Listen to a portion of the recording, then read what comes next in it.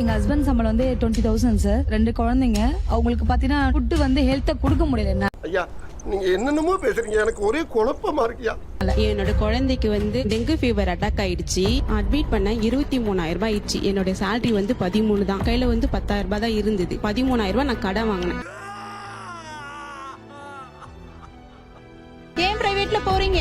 உங்ககிட்ட என்ன இருக்கோ அத வச்சுதான் அந்த ஹாஸ்பிடலுக்கு தான் நீங்க போகணும். கவர்மெண்ட் ஹாஸ்பிடல்ல போன உடனே என்ன இப்படிதான் கேட்பாங்க. ஏன்னா அவங்களுக்கு 10ல 11 எங்களுக்கு ஒரே குழந்தை.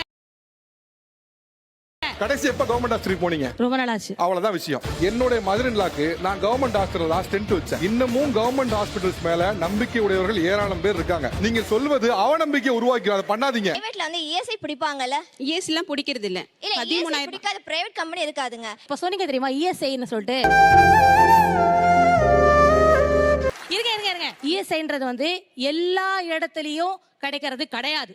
First point. செகண்ட், இஎஸ்ஐக்கு போன உடனே கமான் உள்ள வாங்க நான் ட்ரீட் பண்றேன் கிடையாது. வாட்ஸ் ரியாலிட்டிக்கு வாங்க. உண்மையான கவர்மெண்ட் ஹாஸ்பிடல்ல போன உடனே தூக்கிட்டு போய் ஐயோ குழந்தை நைட் 11 மணிக்கா அந்த மாதிரி ஆயிடுச்சா போங்களேன் என்ன இப்படிதான் கேட்பாங்க. என்ன உயிரா போயிடுச்சு? ஏன்னா அவங்களுக்கு 10ல 11 அவங்களுக்கு 10ல 11 எங்களுக்கு ஒரே குழந்தை. சரியா? எங்களுக்கு ஒரே குழந்தை.